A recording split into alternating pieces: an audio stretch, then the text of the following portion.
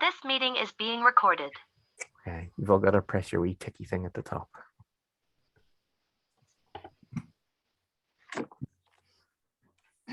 So hello, you're all very welcome. I am Mathieu Decotz from Mathieu Decotz Photography. Some folks find my name difficult. Don't worry about it, I have been called everything under the sun. If you have any problems at all with it, just try to think like ma, like your ma, if you're from like Belfast, and chew like something you would chew. That's as close as you'll get without having to get into. If you're old enough to remember hello, hello, you can try and like do one of those French accents in your head. That helps. But don't worry, I am obviously from my accent. I am born and bred here. My dad is French. I am half French, but no, don't worry about it. I'm not worried at all. I have not prissy about it because I've been called everything under the sun. I even, just as a side joke, I even had a lady on the phone ask me, was I sure when I spelled my name out to her, on a call center whenever I was talking at the bank or something. So don't worry about it. I've had everything under the sun. Anyway, so I'm Mathieu. I'm a photographer. I'm a portrait photographer by trade. I'm a community arts teacher. I teach normally in Crescent and Lisburn, Island Arts Centre and other little community centres all over the place. They're all closed, obviously, because of COVID. So I've been teaching on Zoom since, and a lot of people think, oh, Zoom, oh no, but actually there's so many benefits to Zoom. I'm going to keep the classes running afterwards.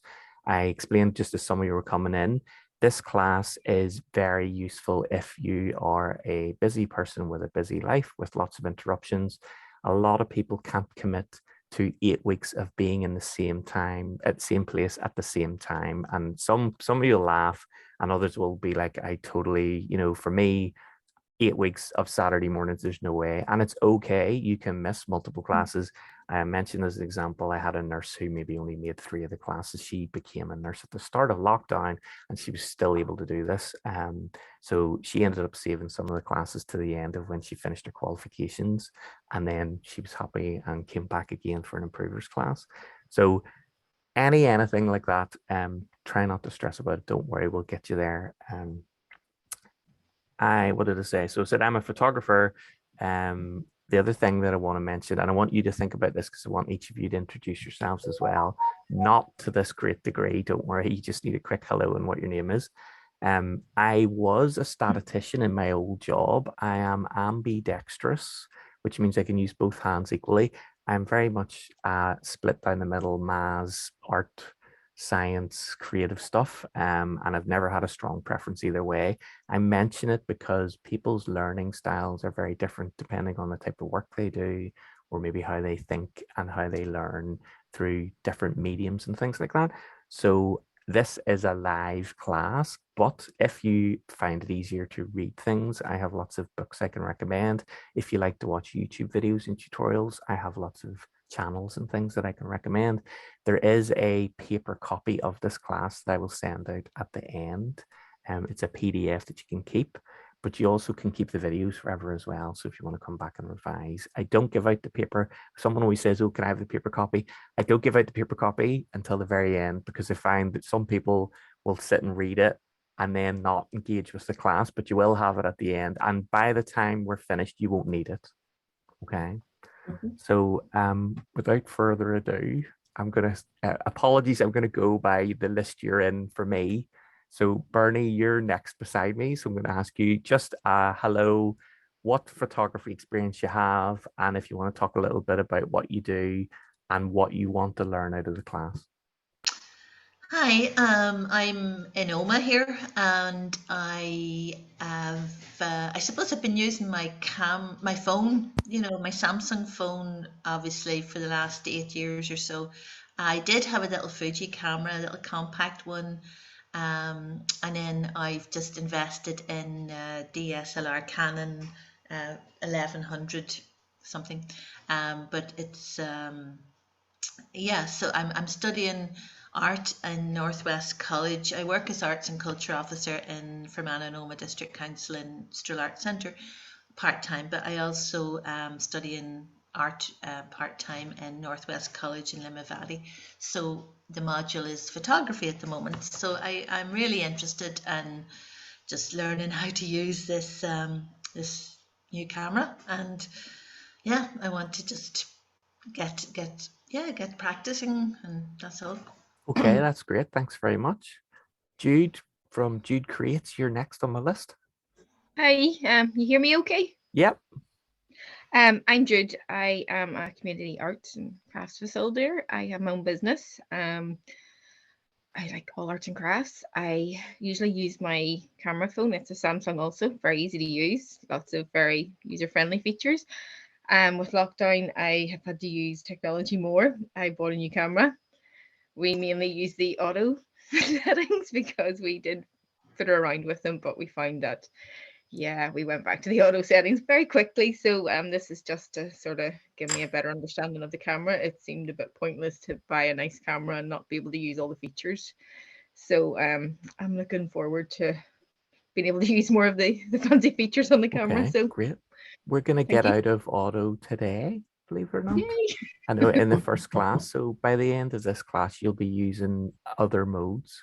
And it's something, and you're not going to get expert at this today, but you're going to be out of auto today. Okay. So yeah, so don't worry. Sonia, you're next on my list. Hi, my name's Sonia and I'm in Lurgan, County Armagh, and I just finished, I've done a degree in textile art design and fashion, and I've been using an iPhone and I've always wanted to use the proper camera. So I bought one secondhand there just last week. So I have absolutely no idea how to use it, but I'm really, really keen to get started. So good. I get a lot of folks who, and just for everybody, and Jude, if you ever need any help with any of all this stuff, because this looks really fancy. This was like 20 quid in B&M. Don't tell anybody. So I look like I know what I'm doing, but I was a complete rookie with all of this stream. Apparently, I have 3 teenagers. I'm a streamer now. I didn't even know what that was. So yeah, apparently, yeah. Anyway, yes, it is. Don't worry, I get lots. I've actually got later on this afternoon. I've got a textile arts person as well, and I've got painters from Thursday night too. And yeah, a lot of people are in that position where you're, oh my God, I used to be an artist and now I have to be a blooming marketeer and a photographer and a videographer and a blah, blah, blah. So don't worry, we'll get into a whole lot of that stuff. And you're in good company. I've had at least 100 people since the start of Zoom go, oh my God, I hate computers and now I have to use them every day. So yes, don't worry, we will get you there. And like, if you are, you've had your camera a week, that's tons of time compared to, some of the students I've had. So don't worry about it at all. Thank you very much for that. Thank Josh, you. what about you? Yeah, hi, my name is Josh. I work in community arts as well as for a little theatre company based out of East Belfast called Terra Nova Productions. We're an intercultural theatre company. And I've just personally been very interested in photography for quite a long time, but very little formal experience, just lots of snaps of the family. And that really interested both on a personal and sort of professional level, how to better use an SLR camera. Okay, that's great. Don't worry, we will get you caught up. It is literally Great. like from completely beginners, and a lot of people are in a position, because I have some students on Thursday night who do beautiful photography with their phone, but have no clue and are panicking, oh my God. And when you start, it is hard because you can get a Samsung phone and just point to the stuff and it looks great. And then you start doing this and it's hard work. But I promise you, by the end of this, you will be, hold on a minute, I can do more and do better and do than you will. A lot of people like to have their camera and their phone with them to start with and start forgetting about the phone and being more focused on the camera. But I am not one of these hoity-toity photographers who you must use your proper camera. No, just whatever works. Like, honestly, it's one of those things, but there is a lot more creative control, and we're going to do a wee bit of that today with a proper camera than you can do with your phone. Josh, just because you shrunk a wee bit there whenever we were talking, and this is for everybody too, I should have said this at the start, if your pops up and says you have connection problems or low bandwidth, the easiest way to fix it is actually if you turn your camera off, we won't be able to see you. we can see you and hear you now fine. Don't worry, you're grand now, Josh. But just if you're moving about or you have problems, if you turn your camera off, your phone or tablet or laptop isn't streaming you to us, so it saves a lot of your bandwidth. But you'll still be able to participate in the class and you'll still be able to talk and we'll be able to hear you and stuff. Okay. Great. So just if that pops up. Thank you very much for that. Caroline, what about you? Hello everybody, so my name is Caroline and I live in Portadown, so I'm only down the road there from the Lurgan folk. I am a school principal and I'm principal of a special school in Newry, so I can absolutely appreciate the Zooms, and I, like yourself, I am pretty much zoomed out at the minute. Expert. Expert in the Zooms, and also an expert in auto on my camera as well. 3 years ago, just for work-life balance, I started an Instagram fashion account. It's called A Principle of Fashion. And it kind of took off a little bit more than I expected it to. And as a result of that, then I now need to use my camera more for grid photography, for stories, and also for creating some content for local businesses. So I am using my trusty iPhone at the minute an awful lot, but 2 years ago, my lovely partner bought me a Canon camera as an Instagram themed Christmas gift. So the Canon camera has been dusted down this morning, charged and ready to go, because I don't use it very often. So I'm just would love to be able to use it more effectively. Okay, great. Yeah, and it is, you're going to be in that camp then where you probably do lots of lovely photography with your phone. I had, like, genuinely, phones are amazing, like absolutely amazing. And the other thing about phones, which sets them apart from cameras, they're so much easier to use. So, you know, you buy a proper camera and, oh my God, you need like a degree just to open the box and get it all started and turned on. And your phone's in your pocket, and 9 times out of 10, everything turns out the way you want it. So don't worry, we will, and it is very, very common. You will still want to use your iPhone if you're getting into certain things. Your iPhone's better a lot of times, but eventually you'll get there. So once you've got, but after this class, one of the things that comes up a lot that people like is this fake bokeh, this blurry background. People see these professional photos with like a blurry background. That's something your phone can do, but your phone cheats and does like computer stuff and sort of splooges it out and makes it all smeary. You can do it for real with your proper camera, and we're going to teach you that, not today, but we are going to learn that in a couple of weeks. And that's something that people see and go, wow, and then they start to think, maybe I don't need to use the phone and I can do better things with my camera. So anyway, all that being said, we will get started. So I guess it's, and some of you, and don't panic, we're all starting off at the same point, and we're gonna, one of the first lessons we're going to do is I'm going to make sure you know how to turn your camera on, and there's no shame here if you don't know how to turn it on, or you've got the battery in back to front or whatever. That's completely fine. Don't worry, we will start with that. But the first thing we're going to do isn't actually a photography thing, but it is the most important thing I can teach you. Some of you will laugh and this will come to you immediately, and others will find this quite difficult. I want you to get a piece of paper and a pen, and I want you to draw a circle and write your name in it. Okay. So yes, this is a photography class. I promise you haven't fallen into a drawing class by accident. Okay. And we're going to show these circles. Don't stress about this. Don't spend 20 minutes. Okay. This is just to try and teach you a very important point. I'm gonna join in it as well.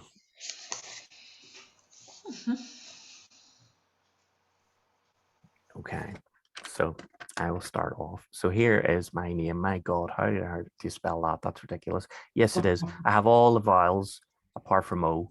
I was always, as a child, I was always like, oh, I'm going to squeeze wee O in there somewhere. No, but apparently not. Anyway, so Matcha, there we go. Circle and my name in the middle. Everybody hold them up nice for me. Yes, I'm going to embarrass you. Okay. Josh, if your connection can't hack it, we'll pretend you did a perfect circle. Okay.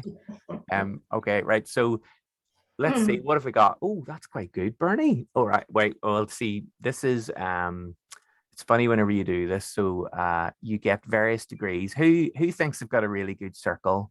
Caroline, yours is very good. You're not an art teacher by any chance, are you, Caroline? There we go. No, okay. So does anybody think they did a really bad job? That it's not perfect? It's not perfect. Not perfect. Not perfect. Okay. If you were able to say swap your pen or pencil with somebody else in the class, do you think it would make your circle better if you're not too pleased with your circle. So say we were all in the class together and I said, right, okay, Bernie did quite a good circle. She can lend her pen to all of you and you'll do your circles again. Do you think you'd get better circles? No. No, this is ridiculous. What a stupid question to start off the class. No, why not?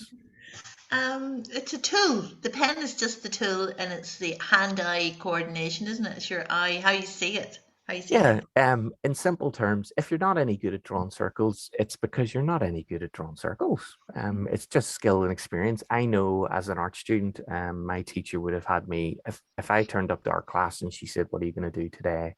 And I said, oh, I don't know. She would have made me draw circles as lines. So if we weren't being creative and we weren't thinking of anything and we turned up to class and weren't doing anything, she would have said, draw circles until you get some inspiration to do something else. Well, and I got quite good at drawing circles because of that. It's something that famously, supposedly, the Sistine Chapel, the interview process for painting the ceiling of the Sistine Chapel was to draw a circle. And Michelangelo drew a perfect circle, so he got the job. Why is this anything to do with photography? This tool that you use, you said it perfectly, Bernie, this tool you use is a tool. Your camera is exactly the same. Your camera is a tool, okay? If you suck at photography, it's because you suck at photography. It's a skill that you have to build up. Some of you have done beautiful pictures with your iPhone and you've developed an eye for what looks good. That is the same skill with painting a picture, with doing a watercolor, with drawing, etc. That eye skill and brain skill and experience is the same.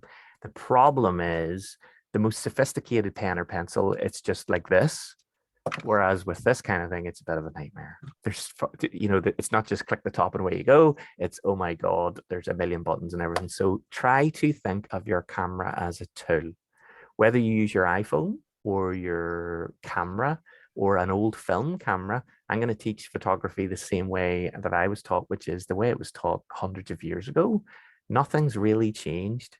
A lot of what, especially Caroline and folks that are using their iPhone, you might say, oh, my iPhone does that as well. Yes, it does, and use it. I've had folks who have come to the class with they say, oh no, I don't have a proper, camera. Can I use my phone? And I say yes, as long as you can control these things that we're going to talk about now. So it is a tool. It is very hard. Some people will spend a lot of money on a camera. I had a student once who spent the guts of £3,000 on a camera to take nice pictures of his grandchildren. And he had a cheap camera and then he went and got a really expensive one and nothing changed. And that's because nothing changed. It actually made it much more difficult for him because it was much more complicated and sophisticated buying a big professional camera. And he realized at the end of class, he went back to using the cheaper camera until he was built up his skills and experience and his confidence to use the sort of bigger, more expensive camera. So it's a tool. If you're in the arts, how do you get good at art? Practice. It's the same. And if you're a teacher, there's going to be homework and you better all do it. So, it's practice. So we're going to talk about a few things for another, let me see, how long have we got? Another half an hour. And then we're going to be doing practical stuff for the rest of the class. Okay. So what I want to talk about first is just cameras in general. I've said already, cameras are terrible. And they're shocking, but we're going to demystify them quite a bit as we go through all this and get you to the point where it does make some sense. I'm just checking because somebody's pinging me. Nope, it is not someone trying to get in. Okay, so has anybody ever heard of the exposure triangle? Yes. Okay. Just looked at it on Thursday in class, but okay. But can't remember any of it because it's ridiculous. Well, yeah, that's my problem is remembering.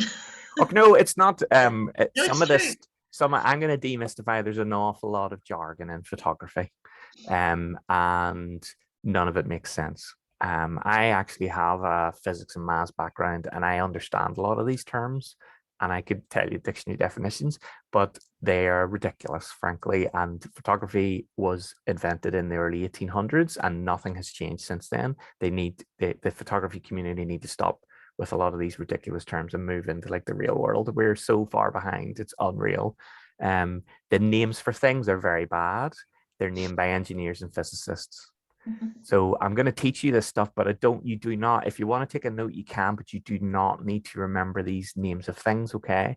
We're going to do practical stuff with your camera, and that's the stuff I want you to remember is, what do I do on my camera to do that thing Matthew said? What does it mean? Don't know, don't care. Honestly doesn't matter, okay? I'm going to teach you about a thing called ISO in a couple of weeks. And then at the end of class, I'm going to tell you to forget all about it because it's completely irrelevant. Okay. So don't worry. So there's a lot of that. Okay. So this exposure triangle is to do with capturing photos. Does anyone know what the word photography literally translated means? Would it be to do with light? It is, yes. So it's Greek. It's photo, which is light, and graphy, which is writing. So the word itself comes from Greek, and it's just writing with light or inscribing with light or capturing light. And that's what photography is all about. If you're into arts and you're into painting, say, the paint isn't the camera, the paint is the light. The camera is the page. The camera is capturing the light. You can't have any photography without light. Okay. So this exposure triangle, Bernie, I'm sorry, just because you said you'd heard of it. Do you want to hazard a guess? There's 3 things. Do you remember any of them? The ISO is at the top, and then there is shutter speed and aperture, isn't that Very the one? good. That's great. Yeah. You've remembered all 3 of them. Do you know what any of them are? God, no. They're shocking disaster. Shutter speed is, let me just think. I have notes here, but I'm not going to. Don't worry, we're going to do, that's what we're doing. How much light gets in. Yeah, So we're doing that today. We're going to do shutter today. Shutter speed is movement. It's to do with movement, and yeah. A little bit, yes. And we're going to do, so today we're going to do shutter, and we're going to do practical exercises. And next week we're going to do shutter as well. To give, for everybody else who hasn't heard of it, don't panic, you're not behind. You can learn all this stuff in a book or on YouTube and still be terrible at photography. The technical knowledge about the physics and stuff is useless. I want you to do stuff and practice. So we're going to do, the first thing I want to show you is what the actual shutter looks like. That's why I brought this old camera. This is an old camera from the 1980s. And I basically brought it along because you can see the shutter. It's very hard to see on modern cameras, but you can actually see it with this. So the way this works is, this is just an old-fashioned DSLR, and you would have a lens on the front here, but I have taken the lens off the front so that I can show you the shutter inside here. So if I hold this up in the right place and I press this here, you should be able to see me through here. Can I see you guys through here? So this is not a magic trick. In the olden days, the shutter is literally a hole in the middle of your camera that opens up, and that hole, you should be able to see me through it. The shutter is literally a shutter that opens and closes. It's the only thing in photography that has a sensible name. Okay. I'm really sorry. Everything else I teach, this is why I start with this. Everything after today has some bonkers name based on physics or maths. The shutter looks like a shutter and acts like a shutter. It is like your window shutter. It is like like a storm shutter. You open it to let things in, you close it to keep things out. Okay. It's easy to remember for that reason, and it is literally the simplest thing out of the exposure triangle, which is why we start with it. So this shutter opens and closes, and it is measured in a speed. So it opens and closes quickly or slowly. So if, for example, I set my camera to 1/60, and we're going to get into this and do loads of practice, don't panic, it will open and close in a 60th of a second. If I set it to 5 seconds, it will open 1, 2, 3, 4, 5 and close again. So the time the shutter is open is what you control. And don't panic if none of this means anything. We're going to do this. Okay. So we're going to have a play around with it.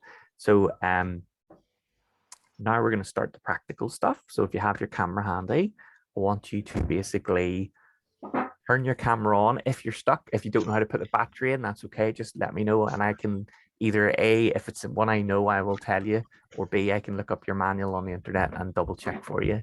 So usually there's an on-off switch at the top, and it's one of the few buttons that is sensibly named. It's usually a rocker that flicks back and forward, and it's somewhere near the shutter where your hand naturally rests. So is everybody okay turning the camera on? Yeah. Mhm. Near the top then, along with that, you will have a dial, and that is your mode dial, and it allows you to choose what like mode you're using. Many of you will have like a green A or a auto or a wee smiley face, sometimes a green smiley face. That's the mode dial, and you can identify it because it normally has the letters P, A, S, and M. Some of you, if you have a Canon, it might say PAT with a tiny V and M. Yeah. Anybody with a Canon? Yes. Okay, so we have loads of Canons. Okay, so the T is the exact same as S for shutter. Canon, I'm not going to lie to you, ladies. The chief execs, the bosses of Canon and Nikon were friends at school. And basically, the one who did the Nikons was like, well, we're going to call it S for shutter. And the Canon one was like, well, I'm not doing what he does. We're going to do something different. So they just called it T. Everyone else, Sony, Panasonic, everyone else calls it S for shutter. So if you can, I will always say T and S, but just if I don't, try to remember your little T. It stands for time variable mode. And that's actually a better description, and we'll get into that throughout today. So shutter priority mode or time variable mode, but they're both the exact same thing. Okay. And don't worry about, well, you can write that down if you want. Don't worry. We will do each week. This week we'll do shutter. Next week we'll do shutter. And then we'll be doing ISO and aperture, but we'll be coming back around because by the end of this class, you'll all be able to shoot in manual mode and you'll be able to use these things any way you like. And everybody looks at me and goes, no way, but you will. I've done this for about 8 years and I've never had anybody that wasn't. I'm not going to turn you into, you're not going to be David Bailey by the end of this, but you're definitely going to be able to shoot manual mode. Okay. So I want you to set your camera to your shutter priority mode, your S or your TV. Some of your cameras might have a little thing which is called a mode dial lock. And it's a button you actually have to press. If your dial doesn't turn, don't worry, it's not broke. Some of them you actually have to press a wee button on the top and then turn it, which is kind of fiddly and annoying. But just if you're able to turn it, just turn it. But some do have this little kind of lock on the top. Is everyone's just a normal dial? Yeah, you're okay. Sometimes you'll have them where they're funny, and it's just a matter of like clicking a little button on the top. So set it to S. There'll be a little triangle somewhere pointing to which mode you have selected, and set it to your TV for you guys, or S if you're on another camera. Okay, and that's it. You're on shutter priority mode. Oh, panic. What are we doing? Oh no, don't panic. It's okay. We're gonna play around and we're gonna take some pictures and we're gonna make some mistakes on purpose. And it's okay. Nobody's going to get hurt. I liken this to learning to drive a car. It is very complicated. In driving a car, you have to learn how to do the steering wheel, the gears, the pedals, all this stuff. It's a bit like that with a camera. However, oh yes, work away. I can't see that's the top of mine there. I can do that close. Okay, yes. So you have. So I only have 3 options: auto, and then manual mode, and then video. So do I just put that into the manual mode in the middle? Try the manual mode, and then do you have options then in the camera? That's the bit I'm struggling to find. Okay, hold on. I will look yours up. So what is the name of your camera? It's a Canon what? It's a Canon EOS M100. Sorry, folks. No, don't worry. This is I should have said, sorry, I meant to say at the start, I am not a US Marine, but I have adopted their motto, which is no person left behind. When we are doing this class, I want everybody, and if you're panicky, nervous, and you don't want to say anything, you can type in the chat box and I will weave the answer into the thing, and you will you not embarrass yourself, and you will get the answer without anyone knowing that you're stressed. If you can't, there's time after class. You can ask questions after class if you're stuck. If you need to get me midweek in between, if there's something you'd learned and then forgot, etc. But in terms of this stuff, I am looking up your manual now. Let me see, and we will see if we get. A lot of modern cameras now will have, some of them won't have a dial at all on the top, and it's all on the screen at the back, and you have to go in like you would with a phone. So let me see if we have your shutter priority mode. So I've got your manual up here. If you would like a copy, I can send you this digitally, but I would not recommend it. No, They're- I think I have it. I have the hard copy. Oh, you have it? Okay, they're a disaster. Yeah. And universally a disaster. Doesn't matter what camera you have, they're all terrible. I have a Pentax manual from the 80s, which is excellent. And if I could give you a digital copy of that, I would. Okay, so they don't even have it in the menu. Let me see.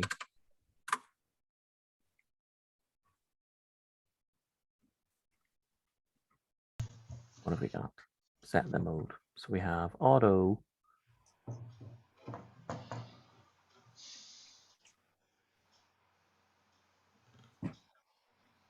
Just scrolling through your manual here. Thank you. No worries.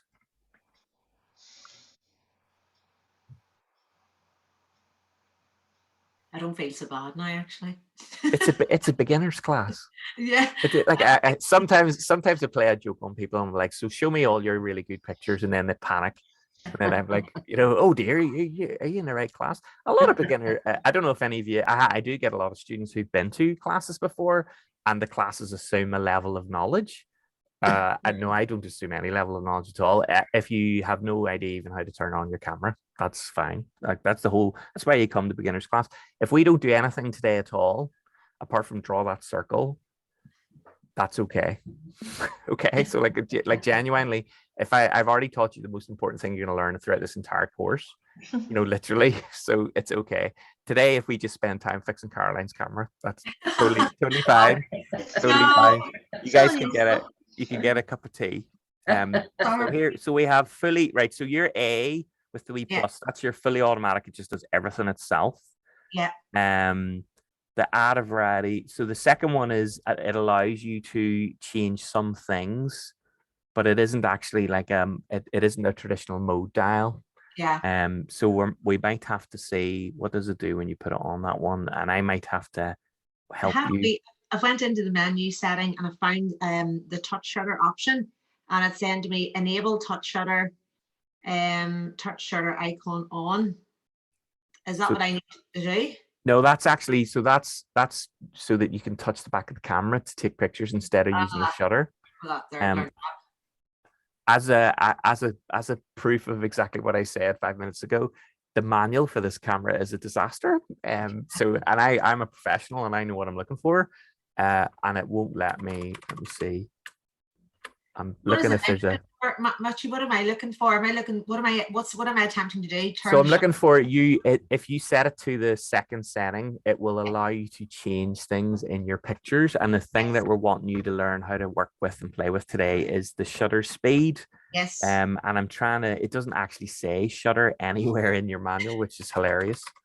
Because it's the most important thing in your camera. It's the button you press on the top is what triggers it. Here we go. Right, press the shutter. I'm going through all of the times that it says shutter. Yeah, so you might have to do, so yours is doing specific scenes. So it will have like, when you go into that mode, there might be a wee picture of like a man running. Yes, things like that. And all that jazz. Yeah, if you go, you should have, see if I can see what it says. You should have a manual mode within that. Yeah.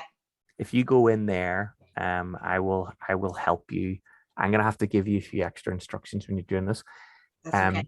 Before we get started, Caroline, unfortunately, and don't worry about it, you'll be fine and we'll get you through the class. Your camera is one of these annoying cameras that tries to help you really hard and then actually makes your life more difficult. Thanks. Sorry. So don't panic, and in between classes, if you need to give me a ring or anything, just do, please. I found TV. Oh, good, very good. Oh, very good. Yo. Found it before me. And it isn't a joke, okay? There's a lot of cameras that try to like baby you, but they actually make your life more difficult.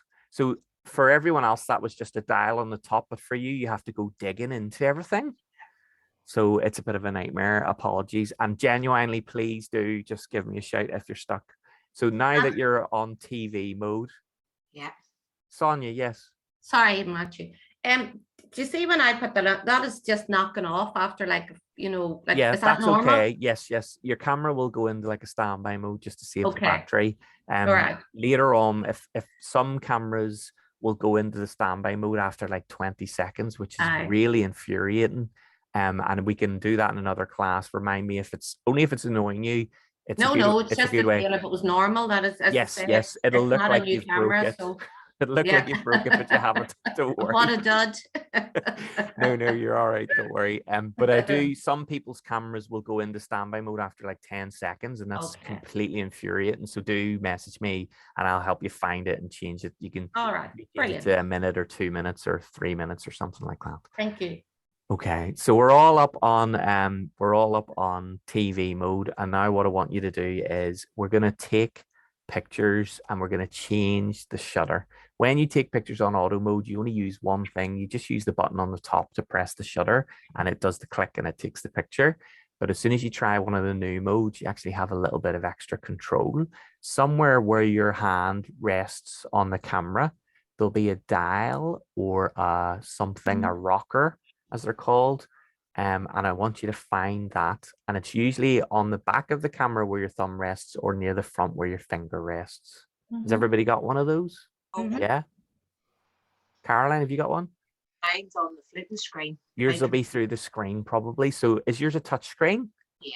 So you can probably swipe Yeah. left and right. Yeah. The same way actually that a lot of phones do it as well. So this applies to like with your iPhone, a lot of the settings is similar as well. So what we're going to do is, I don't want you to stress about it too much. I'm telling you this, and every time I do this, there's always someone panics. Don't panic. I'm going to make you make mistakes on purpose. It won't break your camera, but it might feel like you're breaking your camera, okay? So don't panic. I promise it's supposed to go this way. I want you to go all the way with your thumb or finger or swiping. I want you to go all the way to one side until something will change. Don't stress about that yet. We'll get into that. I want you to go all the way to one side and take a picture. And your camera might freeze. That's okay. It's supposed to do that. And then I want you to go all the way to the other side and take a picture. So we're going to try the two extremes of shutter, and we're going to take a picture on each end. Okay.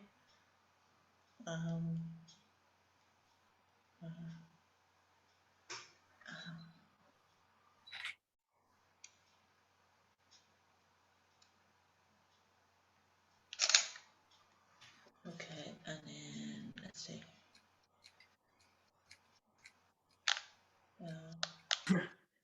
Oh dear.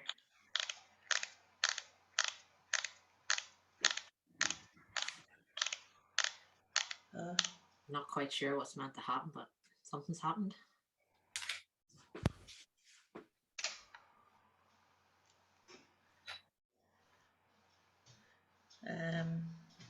What's happened now? It's going off. Don't panic. Remember, I told you might think you broke it. Yes. That's okay. It's a wee red light on. Yep. Don't panic. Don't panic. It's okay. It's all part of the plan. Caroline, are you able to swipe it? Does yours show up like as a wee arch or something? Okay. Josh, what sort of camera have you got? Oh, you're on mute. Oh, I'm back again. Oh, Hi, Matthew. It's Nikon. Okay. So yours is probably at the front, like a wee twiddly thing where your finger is. Yeah. No, not that. So like it'll be in your hand grip. So Oh, okay. it might actually be at the very front of the grip, or it'll be at the back where your thumb rests.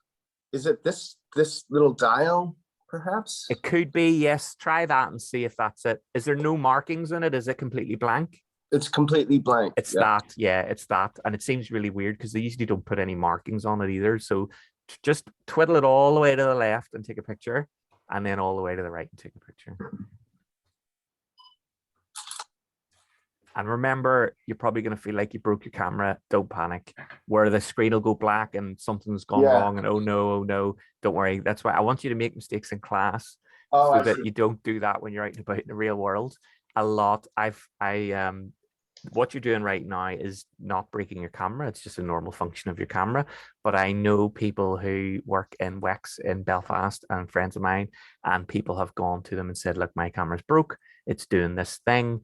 And it's user error. It's the manuals don't explain this stuff. It's why I want you to do it and experience it yourself firsthand.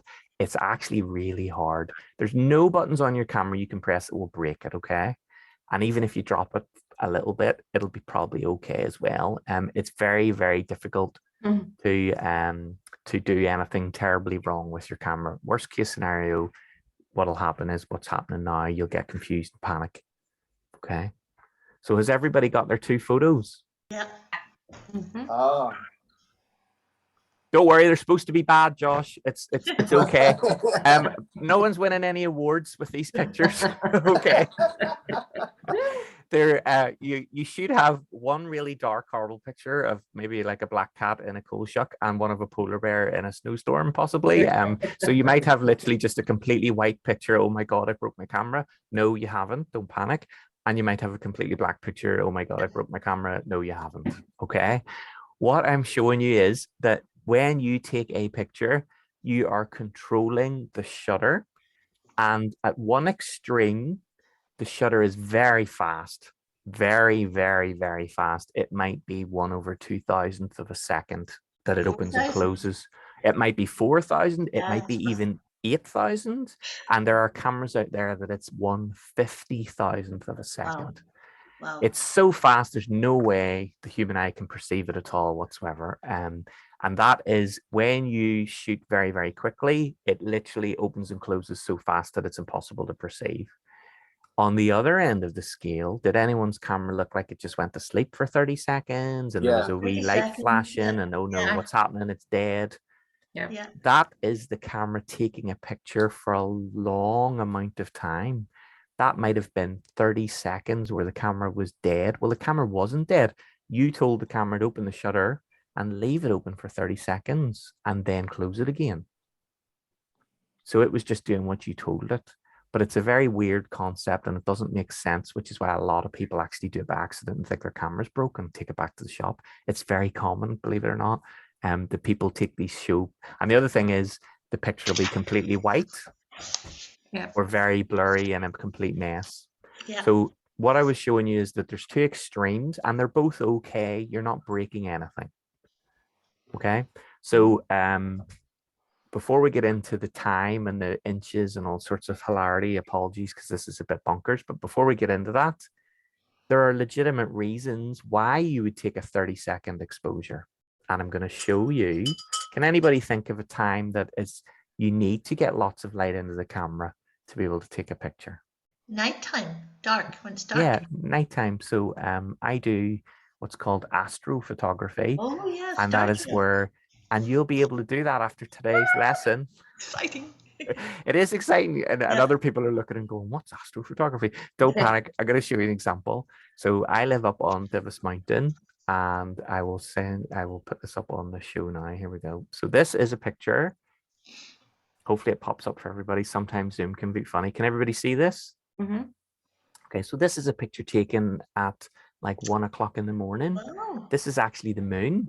Wow. But I wanted the moon to look like the sun. So this, and you can see stars here in the background as well. So if I zoom in, you'll see them better. So there's lots of stars and things in the background. Oh. So this is a nighttime shot, but I wanted people to look at it and go, "Ooh, what's that? Like, what? How's that happening?" And then realize something's going on here. So this is the moon. And this was a long exposure. So this might have been 10, 15, 20 seconds. And in Wow. that long amount of time, lots and lots and lots of light has come into the camera. Okay.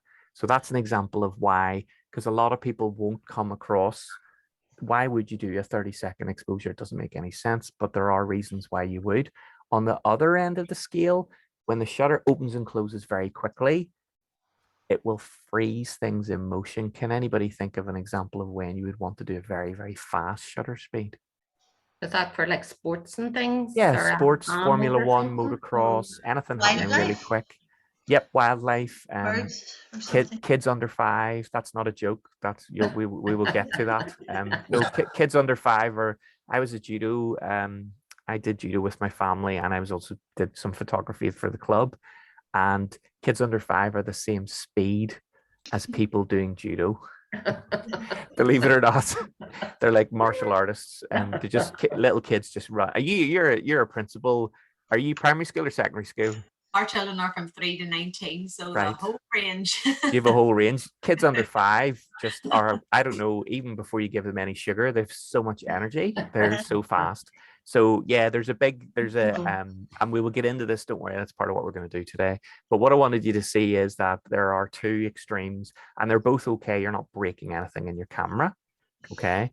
But the one thing that we're gonna get into talking about it, but are you okay, Josh? I'm just worried, or are you just, because you're looking at the camera a lot? You're okay? Yeah. Okay. Don't worry, you will have, I'm going to explain why now. You might, did anyone get a completely black picture that's like just completely black? Okay. Yeah. Did anyone get one that's completely white? Oh yes, the camera went black, but the photo come up then. Okay, and it's just white. Caroline, you're shaking your head. Can you see a wee bit of what you were taking, but it's very, very white or overexposed? The one extreme is really bright, and then the other one you can still see it clearly, but it's just dull. Yeah. Okay. Well, that's the camera trying to help you. The thing I made you do was take 2 like bad pictures for the light in your room. This is all about the light. So if, depending on how much light is in the different rooms you guys are in, some of you might have got a completely black picture, or some of you might be able to see some detail. If you are shooting at 1/4000, the shutter opens and closes very quickly. When the shutter opens and closes quickly, oh, this is a halfway mark. It's okay. That's just to make sure I haven't talked on the whole way through and we've got into the practical stuff. So we're all right. We're already doing the practical stuff. So whenever you take your picture, the shutter opens and closes, and if it opens and closes quickly, who's pinging me now? Is that someone trying to get in?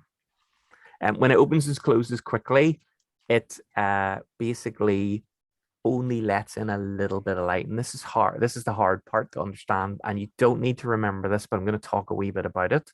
And we're going to do lots of practical stuff. And over the weeks, this will start to make sense, but it won't make a lot of sense now.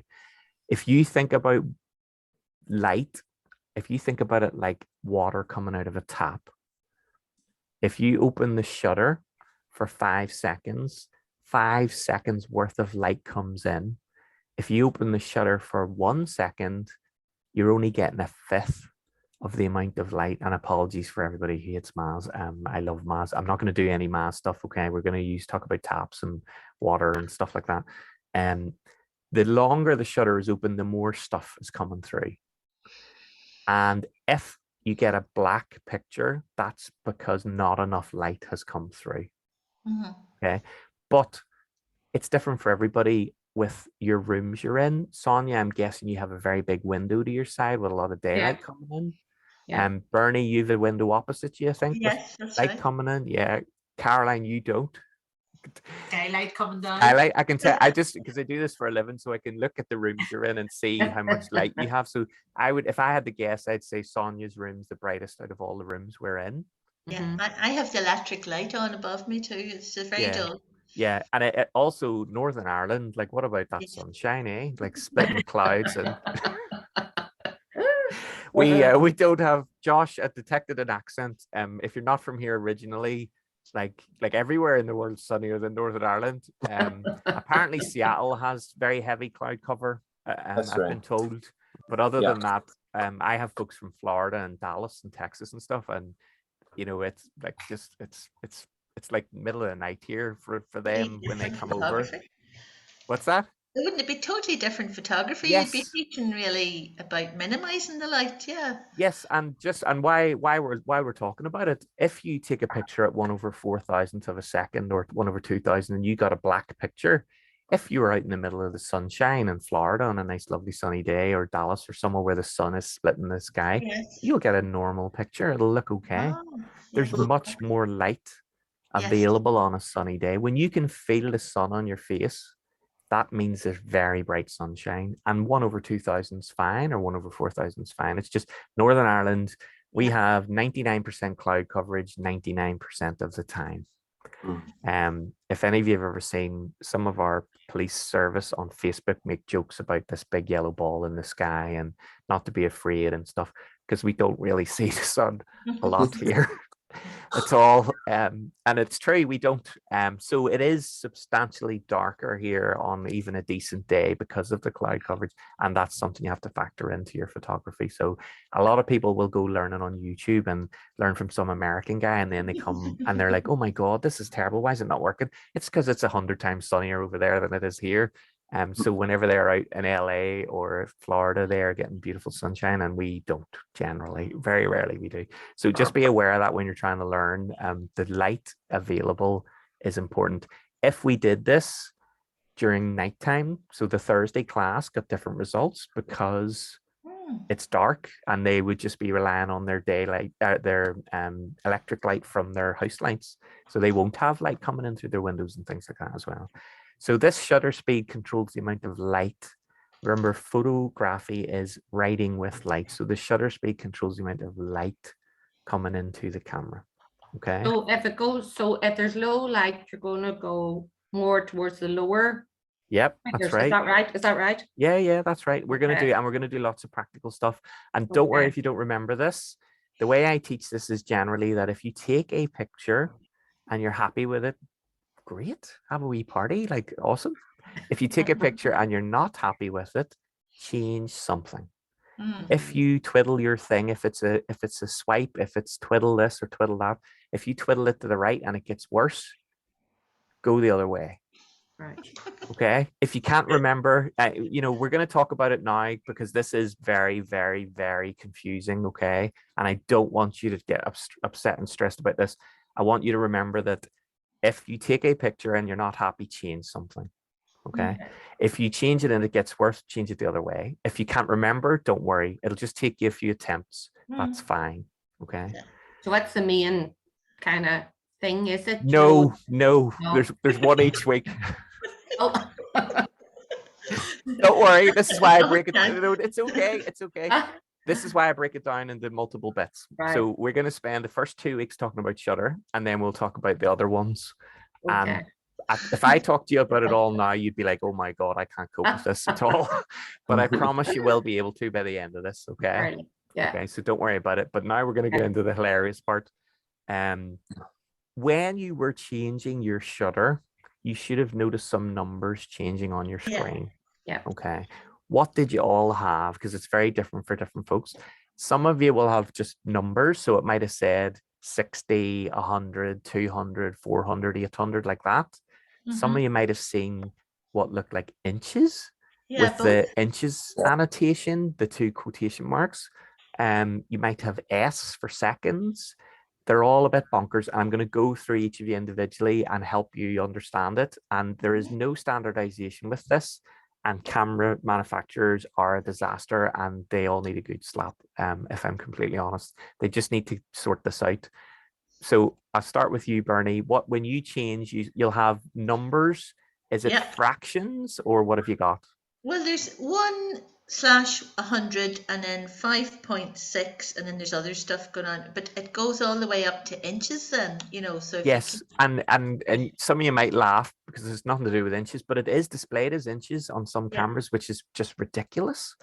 It's not inches. Don't panic. We're going to get there. Okay. So yours is relatively easy to understand. When it says 1/100, that means 1/100, 1/100th of a second. Yeah. When you have fractions, the bigger the bottom number, the faster, or the smaller the fraction. So 1/100 is 1/100th. And the way I like to remember this for folks is if I give you a bar of chocolate and I give you half of it, and then I give you a bar of chocolate and I give you a 10th, which is more? And people always go, oh, a 10th, that sounds like more. But see, if I give you a 10th of a bar of chocolate, you'll definitely remember that a half of a bar of chocolate is more. Okay. So yours is expressed as, you don't have to use your brain too much, but the inches we will get into. The inches actually represent seconds. Why they use inches, it's just bonkers. It originated from in the 70s and 80s when they had little screens on the top of the camera. They didn't have enough room to put all the things in, so they decided this annotation would mean seconds. There is Yeah. no physics or mathematics basis for it at all. It's bonkers. So yeah, it goes down to 30 43. inches maybe. Oh, it goes up as far as 30, and then once it gets down to 0 inches 3, then it goes into the 1/4, Yeah. 1/5. So we have, and just to be clear how stupid this is, we have inches, we have decimals, and we have fractions. Yeah. Bonkers. Sonia, what's yours like? Yours is probably if you're all Canons, It's the same. Yeah. yours is exactly the same. it's the Okay. same, yeah. It's not you, it's the camera. when I say they're No. bonkers, like, and Caroline's sort of looking funny. Yours might, some of the modern ones with a touchscreen, does yours say seconds by any chance? Mine's goes to -3 and +3, but then to really confuse matters, there's another wee touchscreen tab to the right hand side that goes from auto up to 25,600. Okay, that's your ISO. That's not actually the shutter, so don't panic. Okay, right. Somewhere, and the other one, the plus and minus, that's called exposure compensation. Don't use it. Don't worry about it. If Well, you're then on I haven't got the shutter. I can't find. Then I haven't got the shutter. I thought it was on. I haven't got the shutter thing. hold on, I still have your manual here. Let me see, TV mode. That's why both my pictures look so lovely. Don't panic. Like I said, no person left behind. While I'm looking this up, I'll Oh, ask. here, find it. I find it. There's a one. It's a one. It goes from jeepers, oh. Okay, I was wondering 30 whenever.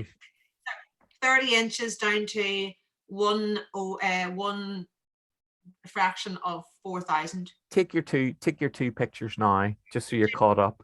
Now you should have been like, sir, I don't know what I'm doing. My camera hasn't worked. Look, my two pictures look actually okay. She just thought Caroline thought she was great at this. Top Just of like the this, class. and do a grand Caroline's job. top of the class. Josh, what have you got with yours? If yours is a Nikon, you might have an S for seconds. No, it's inches. And Okay. yeah, fractions. So yeah, it is. I am old enough to remember inches and miles and all that stuff and decimalization. And it beggars belief that they're including this mixed mash mess of mathematical terms. Okay. So if it is confusing, it is not you. I have just to be clear, some people at this point say, oh, I have a beginner's camera, maybe if I got a better camera. I have cameras that are like £5,000 and they're the exact same. They're all ridiculous. It is not about like, oh, I got a cheap camera, it's faulty, or they're all like that. They're literally all like that. Okay. I've had cameras over the last 30 years. The simplest ones actually are these older cameras that are film cameras. In terms of how it's annotated on this, it's just fractions of a second and it's etched into the top of the dial. So anyway, don't panic. I'm going to explain then what we're going to do, and we're going to do some examples why this speed is important. So whenever you're taking pictures, you're letting in light. But there's one other important thing, and we've mentioned it a few times, but it's very hard for people to get their head around. There's one other important thing going on whenever you take a picture. What else are you capturing as well as the picture? What are you capturing? And it's to do with this speed, this shutter, this Motion. Background. Yeah, motion. It's the time involved. So if you take a picture and it is 1/60th of a second that you're shooting at, that picture represents that flash of time, that little piece of time. What happened in that 1/60th of a second? And in 1/60th of a second, that's quite quick. Not a whole lot happens. But if you take a picture, and this is what I want, we're going to do this as an exercise. I want you to set your camera to 5 seconds or 5 inches. They're still seconds, those inches. So I want you to go to the 5. And I want you to take a picture, and I want you to move your camera for 5 seconds as you're taking the picture. Doesn't matter what way you move it. You can turn it, you can twist, you can move it up and down, but I want you to deliberately move it for 5 seconds. So when you press it, it'll click, and then start moving it, and then it'll click again after 5 seconds. So you might want to twist in your chair or move, but I want you to deliberately move while you're taking. You don't hold your finger on the. No, when you press it, so good question, Sonia, when you press it, it will do both bits itself. So you just Right. have to press it once and it Okay. will open the shutter, and then 5 seconds later it will close it. Oh dear. Okay. Don't worry, you're not going to get, you're going to like, well, did you already get something, Caroline? You're going to get, now, before you're all like, oh God, I messed this up, you should be getting some sort of abstract art or something. You Yes, should not be the getting the anything. lines and things. Yeah. Yeah. So what you captured is the 5 seconds of your motion. When you move for 5 seconds, oh, you'll get something really interesting. Josh spinning in a chair. So that's when I've actually done stuff like this creatively on purpose and got really interesting stuff by spinning in a chair. You'll get a almost like abstract painting with like streaks going past and stuff. Yeah. So you're capturing the time and the motion that happens during that time. In this case, we added the motion ourselves. Congratulations, you've done your first piece of like creative photography. There are folks out there that use their cameras in this way as a creative tool and do abstract, what look like abstract paintings, but are actually abstract photographs. I'll talk a bit more about it later as we go, but there are lots of creative ways to do creative stuff with your camera. So this is the motion. Sorry. Yes, go ahead. How do I get to then? Do you see how do I get to look at the photo? The photo come up. Okay. And how do I go back to that? Okay, don't worry. This is part of the class as well. It just comes up naturally, but we come to this too. No. You're grand. It's just some people. I should have said this at the start. So generally, in the bottom right-hand corner of your camera, there'll be a little play button, like a triangle, or it might be a tiny picture. If you press that button, that will bring up the review mode. It might also say review, and that will allow you to look at your pictures after the fact. Okay.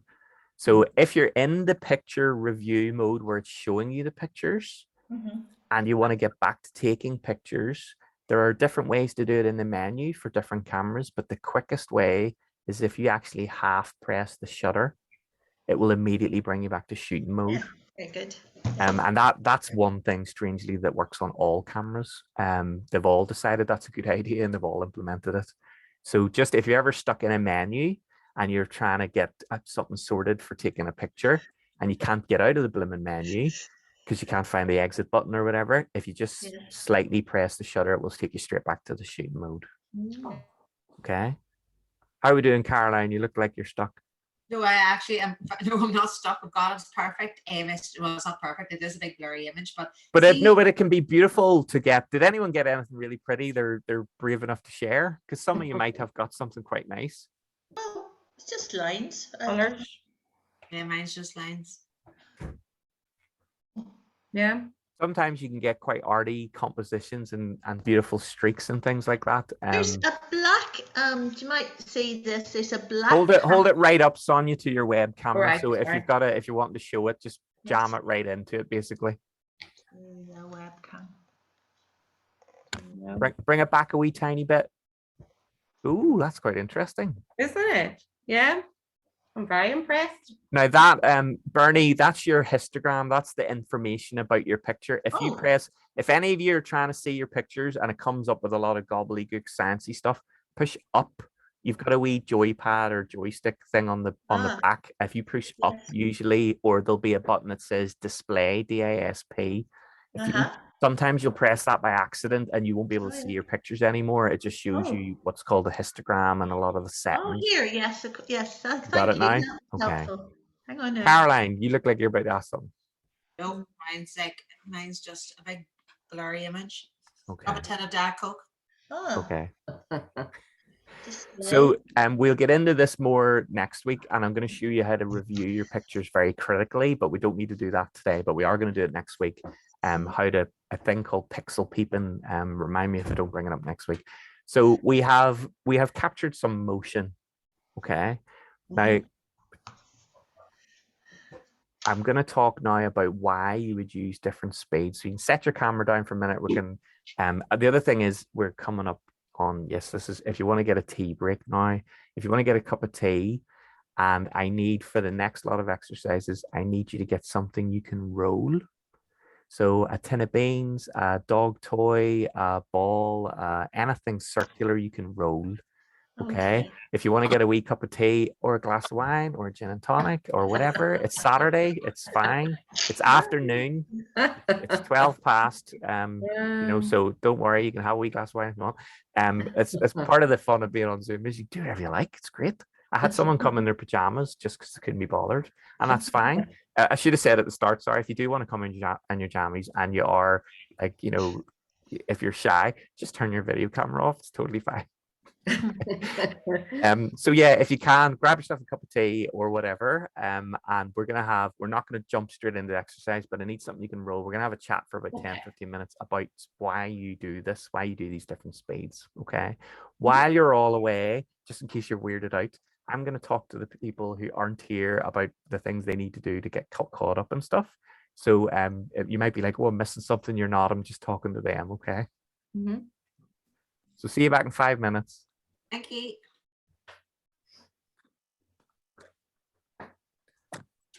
Everybody else catching up at home, hello, you're very welcome. You might be thinking to yourself, okay, like I can follow along. I hope you're doing the exercises. You need to do the exercises. There is no way to learn. This class is very, very practical. So these are all very deliberate exercises. They all made their mistakes. Hopefully you will too. If you haven't, go and try and do that. It's a good way to learn your camera. This exercise coming up now, you might think, oh, I don't need to do this. I can just watch. You will never learn anything in photography unless you use your camera. It is extremely important to get used to using your camera and to learn the limitations of your camera and what your camera does. And the only way to do that is practical exercises. So we'll do practical exercises every single week. And it is up to you. I know you might be tired. You're home from work. You're catching up some late evening. If you want, pause the video, come back to it tomorrow, but leave it that you can do the exercises and do the practical thing. Sonia, you're looking lost. Anything circular at all whatsoever. Okay, sorry. Can you not find anything circular that you can roll? Yes. Well, you're all right. Okay, I thought you were stressing. The usual go-to is a tin of beans, or some people try to find something very fancy to show off. If you've got a tin of asparagus or something, that might do.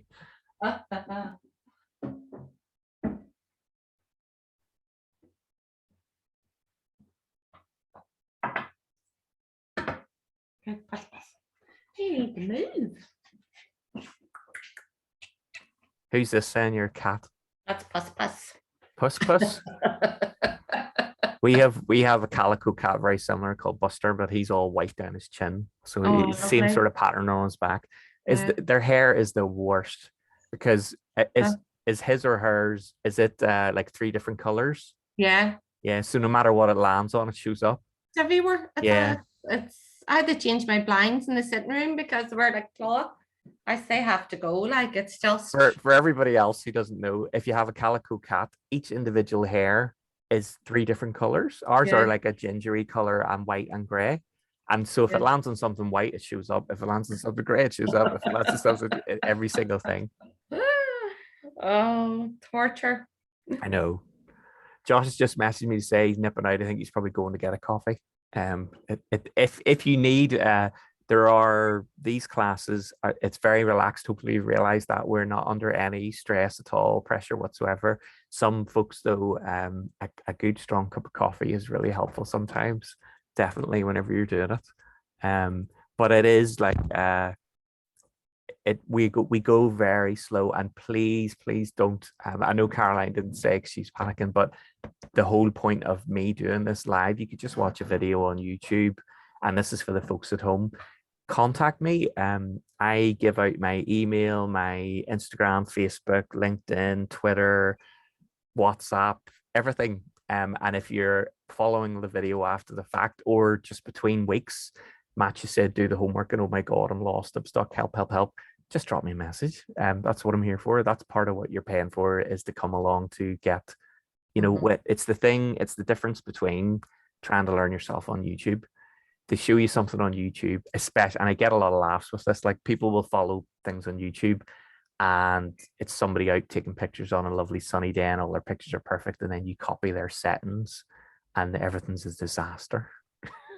And it's just because Northern Ireland's so dark generally, compared to, if you've ever been whenever you go on holiday to somewhere warm and you feel the sun on your face, like you get off the airplane and you can feel it. It's actually very, very bright compared to Northern Ireland. People think it's twice as bright. It's actually like 100 times brighter. It's not like a little bit brighter, it's a lot brighter. So when you're following people on YouTube, there are good folks in England, and they have very similar climate to us. They're good to follow. But that's the kind of thing, like if anybody's thinking, oh, I follow such and such and he's an American photographer, that might be why you're struggling, because he's an American photographer and he lives in a lovely sunny place. So that's the kind of thing, if you need help with, just drop me a message. I can recommend you lots of local YouTubers who are very, very good and have the same kind of problems to deal with that we do. How you find it? That's really good, because I say I had absolutely no idea. It's a beginner's class. Everybody comes. I have so many. Yeah. I used to sit down and have a laugh. I used to make fun of my students a little bit sometimes. When I'm in person, you'd have the odd person come in last minute, and just poke their head in through the door 5 minutes after the start of class, and they would be like, "Is this like the beginner's class?" Or they'd come in and sit down and not say anything, and then I would play a wee joke on them and be like, "Right, everybody, show me your portfolio," and then they'd be like, I think I'll leave. "Am I in the right class? Is this the beginner's class?" I know it is the beginner's class. And it's much more, because you say, you can ask questions and things through it, and it might, as you're going along, she said, well, if you're watching something and you're stopping and starting it and rewinding. Yeah, I think I teach, so brilliant. Just to be clear, I teach expert photography, and I guest speak at camera clubs, and that's a completely different ball game. If any of you have ever been to a camera club, they almost all assume that you've got a pretty good idea what you're doing before you turn up. So it can be quite difficult. I do get a lot of students who go to camera clubs and say, I went to the camera club for 6 months and they just sat there panicking and I was too afraid to ask anybody anything. Or they've done a course. I had a few folks, it was about 5 years ago, I had a group who went through a GCSE together. They did a night class GCSE photography, and they came to me afterwards and said, look, I have no idea how to do, they'd all passed and they had no idea how to do the photography because they'd never used their cameras. Yeah, just all theory. It was they were told to buy a book at the start, and they went through the book, and they never used their cameras in class. So no, this is very, very nice, slow pace. If it's too fast, I should have said this as well. If it's too fast for anybody, please say. If you're too shy, drop me a text in the chat here or just message me after class. If it's too slow, I have a beginner on Thursday night. I'm pretty sure she's going to come to the improvers instead. And it's just that if you come to this thinking you're a beginner and you're actually like, oh, I know what I'm doing, then it's okay. I'm happy to have people move to the other class. So not to worry. But no, this is, I must have taught, I don't know, hundreds and hundreds of students over the last 8 years. And I've had maybe 50 different students say, like, am I good enough to do the beginner's class? It's in everybody's head when they first come in. Oh God, he's a proper photographer, and oh my goodness, I don't know if I'm in the right place. Everybody feels like that at the start. And this is beginner's photography, very much so beginner's photography. So don't stress about it. I know, because I was gonna go and look on YouTube and stuff, and I said, no, I'm just gonna wait and just go. It can be very intimidating. That's it, because you don't want to be put off it before you've even started. There's a lot of really great learning materials out there, but the problem is it's not in a and Caroline will totally get this from teaching and being in school and stuff. It's the stuff that you get online is very bitty. There isn't a course, or so you'll go to a really good YouTuber who's very good, and I recommend, and I'll talk about it more. Tony and Chelsea Northrup are very good teachers on YouTube and very much the same style as me, but they've been doing it for 10 years. So if you go looking on YouTube, you might get one of their expert classes and be completely lost. So it is kind of, you have to be very careful whenever you're doing that about, I'm gonna drop in here, and working out nearly where you are is half the battle. A lot of the classes stuff that they take home. So this is yes, beginners, very, very beginners photography. Bernie, if you have been doing stuff, I just mentioned to Sonia there, if you are like, oh God, this is so easy, I don't, like, I'm way ahead of this. No, really, Definitely not. No. Okay, good, No, good. It's because just I've had some and I'm happy if you want to move up to the improvers class. I've had folks go move into the improvers class from beginners just because it was I too don't basic. think I'm ready for that yet. Okay. I really am just getting. I know a couple of a couple of things about it, and that's I've I'm just had people do both at the same time as well, yeah. where they've actually come to beginners class and then I had and this is and I'm only telling you this because it'll make you feel a lot better about where you're at in your photography. She was a National Geographic photographer in the Oh, 70s and 60s yeah. and tried to get into digital photography and just could not manage digital cameras. Very, very, very expert film photographer. And she Yeah. came to my beginners class just to learn how to work the camera. And she came to the improvers class at the same time. And she was an excellent photographer, but just Yeah. completely held back by digital cameras being Yeah. an absolute nightmare. No, I've learned, like, I mean, just, I've learned quite a bit already. So, you know what I mean? I know very little about the controls and how to, Well, we're going to get into that a wee bit more thing. now. Yeah. So we're going to have a chat now while you have your cup of tea. So I'm going to do a wee bit of talking and ask you some questions. And then once you finish your cups of tea and stuff, we can do some practical stuff. So this speed, this time that you're recording, why is this important? And you've given some examples already without even realizing there is, say, sports photography, kids under 5, judo, nighttime photography. These are things that require different speeds of photography. And it's something that it sounds really complex, but actually it's quite easy when you think about it. We're going to think about the speed of things that we might want to take pictures of. Okay. Mhm. So when you set your camera to auto, if any of you have used your camera in auto mode before, you might have noticed what shutter speed it picks. Did anybody notice? Don't worry if you haven't. Generally, when you're One in over auto, 60, is it? yes, 1 over Yes. 60. Generally, when you're in auto, your camera, and this is most cameras, and it's nothing to do with cameras, it's to do with something else. When you put your camera in auto mode, it usually uses 1 over 60. And that 1 over 60, everyone's kind of decided on the same because it's very specific about a certain thing. Most people, when they buy a camera, are interested in taking pictures of what? Scenery? No.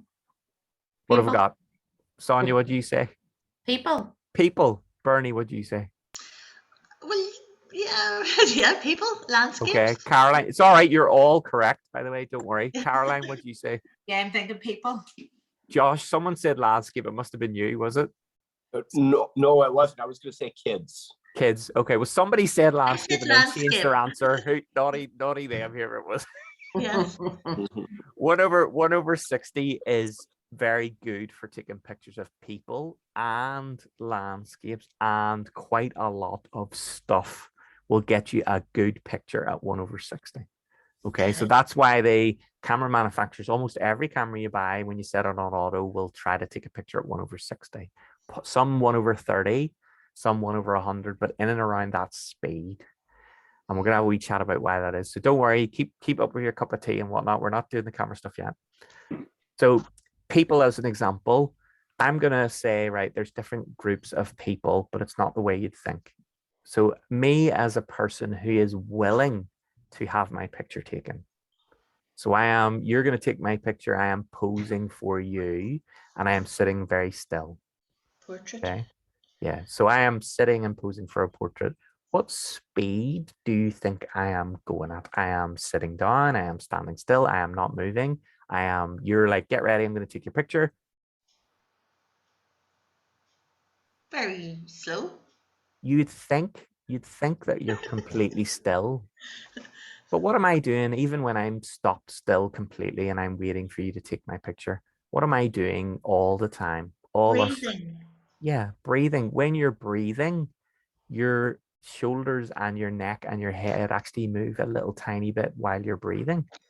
Right. And what speed, if we were going to talk about it in camera terms, what Yes. speed do you think? So this is a fraction of a second. So what speed do you think breathing is? Yeah. 1 second. No, you already kind of know the answer because of the setting. It's the 60, And over 60. Yeah, so breathing, humans breathe, even when you're trying to sit still, your breath happens, and most people are taking like a breath in and a breath out. Okay. If you shoot your camera at 1/60, that will freeze that, and that will remove that motion, that will freeze you in place.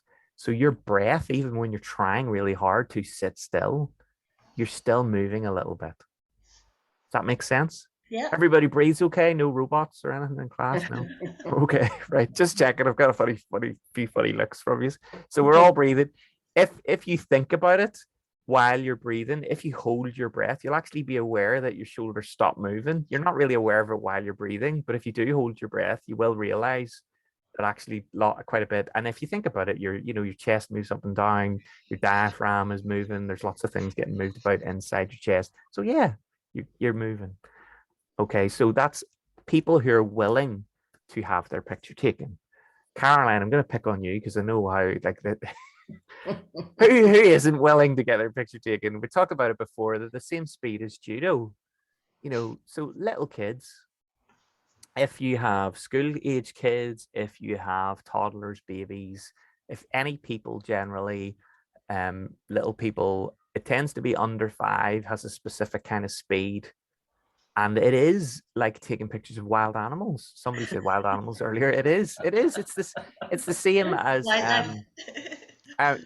children who are, if they're on their own, they will be fidgeting and moving constantly. They will be fiddling with whatever it is they have. They will be looking around them, etc. They can never sit still. If they're in a group, they will be running around, interacting with each other, playing with each other. Small children just cannot sit still. People say they've got ants in their pants and all that kind of thing. They just can't sit still. So when you're taking pictures of small children, you actually have to go up in speed. You need, and this is the important bit, if you want to freeze something to get a nice, clean, crisp picture, you need the camera to be going faster than the thing you're taking a picture of. So if you try to take a picture in auto mode of small children, has anyone ever done this? You will just get a blurry mess. Yeah, so it's very difficult to take pictures of small children that are running about at a playground or playing, or just playing even with toys in front of them. They'll be constantly in motion. The auto mode on your camera does not know what you're taking pictures of, and it will mess those pictures up. I have someone on Thursday night who bought a camera especially when their baby was born, and everything's a disaster. And guess what? It's the camera's fault. It's not your fault. There needs to be like a wee auto baby mode that is quicker, but there isn't. Okay. But by the end of this class and by the end of this full 8 weeks, you'll have a good idea of how to fix these problems. Okay. So what else have we got that's faster than, I'll go back a little bit. If you have, professional footballers, let's pick that as a guess. Say you're at a football match, you want to get a picture of the footballers playing football. What speed do you think that is? Do you think that's faster than toddlers or slower than toddlers? So we're talking all these very highly paid, expensive, footballer types running around, kicking a ball about. Are they quicker than your average toddler or slower? Slower. Yeah, they are. I mean, you might think that's ridiculous, but yeah, to take a picture of a professional footballer playing football, 1/200 is fine. Maybe 1/150 is fine. So those are slower shutter speeds.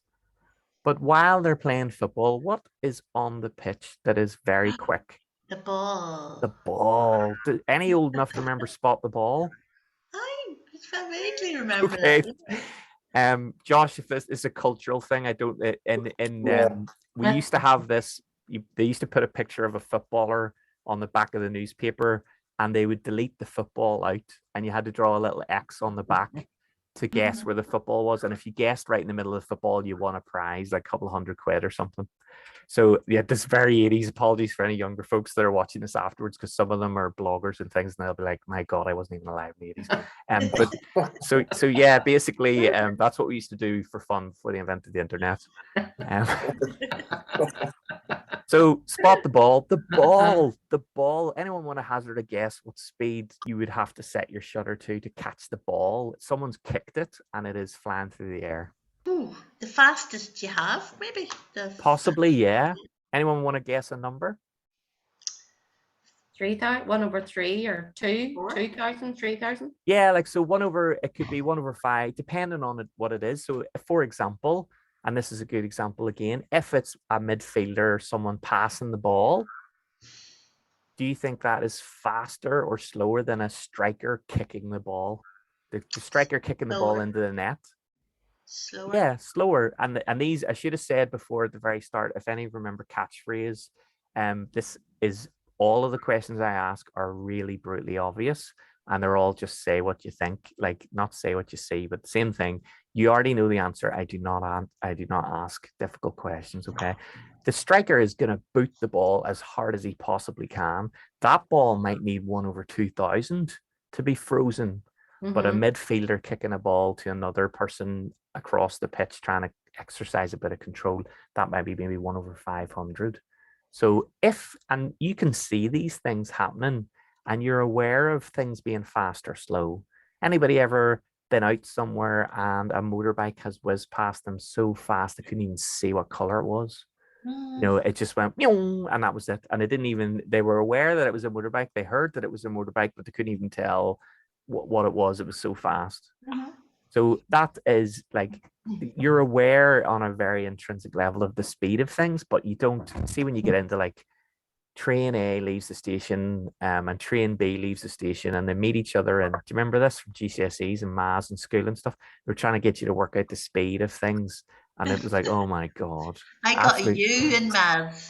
I'm very proud of that.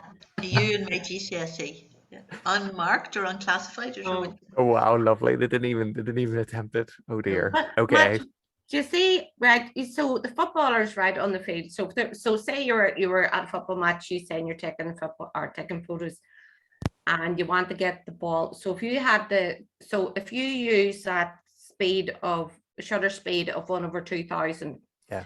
Well, what impact will that have then on like the footballers? You know, the people. Will that? Do you know what I mean? That's a great question. That's a really, really good question, and we're getting to that, but I'll answer it now because it's a great question and you've timed it really well. When you freeze something in your camera, if you shoot at a faster shutter speed, you can't make it any more frozen. Right. So if you're taking a picture of, say, a footballer and he's moving at 1/200, yeah, and there's a toddler racing past him at 1/250, if you freeze the toddler, they will freeze the footballer as well because it's faster than the footballer. How you freeze things with your camera is to shoot faster than the thing. So for example, just to explain this a bit more, because this is really good timing with the question. If you take a picture of a footballer at 1/2000, he will already have been frozen at 1/200. And if there's a ball in the scene, it will be frozen too, because you're shooting faster than the footballer and fast enough to catch the ball as well. Yeah. If you take a picture of a footballer at 1/200 at 1/2000 instead, he'll still be frozen. Those two pictures would look the same. Yeah. But remember what happens in Northern Ireland, not a whole lot of sunshine and stuff. What happened when you took your very fast picture? You got a dark picture. You have to be aware of that. And that's why people exert some control, because at some of you might be thinking, hold on a minute, can I not just set my camera to the fastest shutter speed and then I'll capture everything? Yeah. But then you start to get into the problem where you don't have enough light. Now, and this is, again, I mentioned this just during the break, if you are watching YouTube channels and they're in LA or Florida and they're like, just stick it on 4,000 and away you go, you can't do that here. You can do that in LA. There's enough sunshine light all the time, but not here. Yeah. Or if you live in Iceland or one of these places with 6 months of winter sun, absolute nightmare. It's dark here, but there's places that are worse. Okay. So just try to keep that in mind. There are people who have 6 months of the year where it's dusk just the whole time, so great question. You can't make it more frozen. Yeah. So whenever you're freezing, if you have different subjects that you want to take a picture of, say a great example of this is a family gathering. You have adults at a barbecue and they're all standing around, they're quite still. 1/60 might be fine, but you have all the little kids and grandkids and things running around. You have to think, right, okay, what's the fastest thing in the scene? Yeah. And I want to freeze everybody. And then you will get like, so you have to shoot at 1/250. Yeah. Okay. Or if this was what happens a lot of times, in auto mode, the adults will all look fine, but the kids will just be blurry like this because they're Yeah. all running around. That's quite a nice artistic effect you can get sometimes, though, to show that, you know, that they're all running around and things. But when you're just trying to get a lovely picture of your new, you know, godson or someone who's just learned how to walk, you want to get a nice wee picture of their face and see them properly. You don't want to be doing all the already creative stuff. You want to get the nice picture first, and then you can do the creative stuff. So good question. Yes, the speed, and it is unfortunate if you ever do move to like Florida or whatever, you can just forget about all of us and stick it on 4,000. Okay. There are creative reasons why you would do it as well. Like and I'm going to show you some examples by the end of tonight's class of why you would deliberately shoot at the wrong speed, and we're going to do a wee bit of that as well now. So on the top end of the scale, it's just to give you an idea of how fast things are. Can anybody think of something that you might take photos of that would require you to shoot at 1/4000th of a second or 1/8000 of these very fast speeds? Fireworks. So yeah, so fireworks, actually, you might think that, but it's actually the opposite. Oh, And we'll get into that, don't panic. But with fireworks, they're really boring looking, actually, if you shoot at 1/4000. They're actually much more exciting if you do it the other way. Okay, so, and don't worry, we will get into that. What about, like, say, types of sport? What could you, like, footballers aren't going to be going that fast, but what other sports would be getting up there? swimming.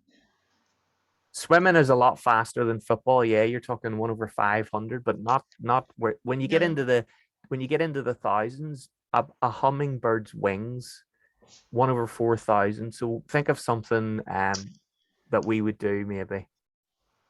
Uh, like motorsports or something. Motorsports, yeah. So Formula One or rally or motorbike or stuff like that. That's when you start to get, whenever you're driving at like 150, 200 miles an hour, that's when it starts to get that you need Okay. like 1/2000, 1/4000. So if any are interested in motorsports and things, you have to push your camera. It can be very difficult living in Northern Ireland doing motorsports. You're basically praying for a sunny day. Yeah. And that's what happens with a lot of the photographers. They're just literally praying for a sunny day because they know they're going to have a hard time if it's a dull day. Yeah.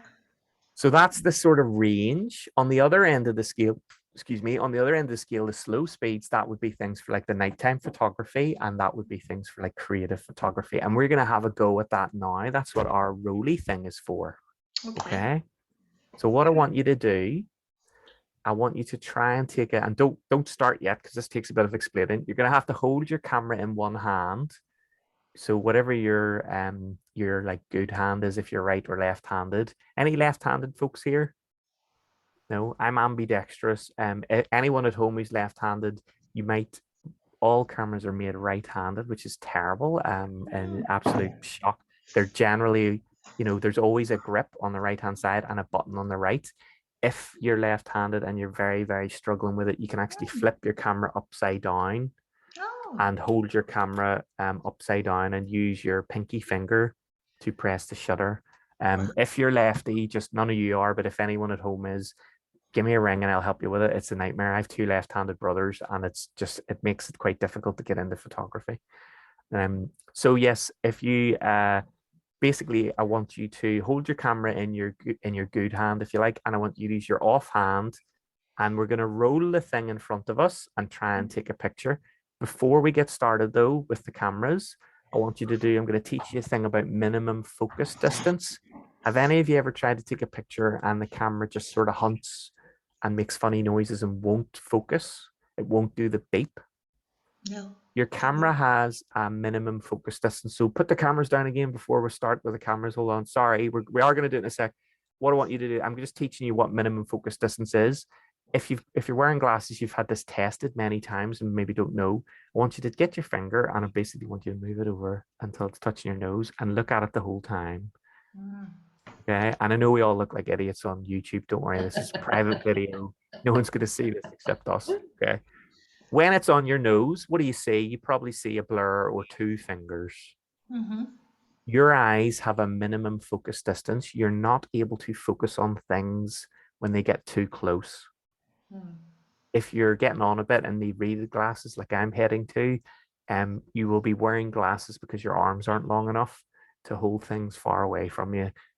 You might know someone in your life who doesn't wear glasses, who has started doing this when they're reading books and newspapers.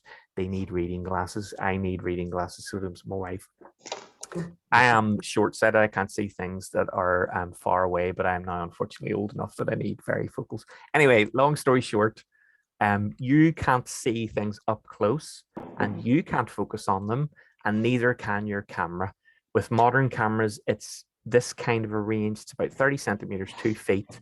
And if you try to focus on something closer than that, it won't work. It will hunt. It will make a funny noise, maybe go like this, and it won't do the wee green box or the beep. So be aware when you're rolling your tin or your whatever round thing you have, you're going to probably have to do it at arm's length. Okay. So I want you to work out what your minimum focus distance for your camera is, and then try and roll the thing slightly further away than that. It's usually, some cameras it's quite close, so you don't have to stretch your arms out too far. But now we're gonna, How will you find that out? we'll just try to take a picture of something up close. And if it won't, like the easiest way to show you this is to put your hand right in front of the camera and try to take a picture of it like this close, and it will not take the picture. It will make all sorts of funny noises and struggle, and you'll think you broke your camera. You didn't. It's just struggling to focus. You're too close. So you can then move your hand back a little bit further, or move back whatever it is a little bit further, until it will lock on to it. And that'll give you an idea. You don't need to remember this. It's just to try and illustrate, because a lot of folks, especially I've got some food photographers and stuff, and this is something they struggle with a lot, because they're trying to take a close-up picture, say, of like something nice dish they've made. And it's not the camera, it's just that it's too close. Okay. So now what I want you to try and do is, if you've got an idea of where it is, where this place that you can focus on, everybody got it. You don't need to remember this. It's just to give you an idea. If you're trying to take a picture of rolling the thing by and it's not working, it's probably just too close. What I want you to do is, I want you to set your camera to 1/60. So we're all going to set it to 1/60.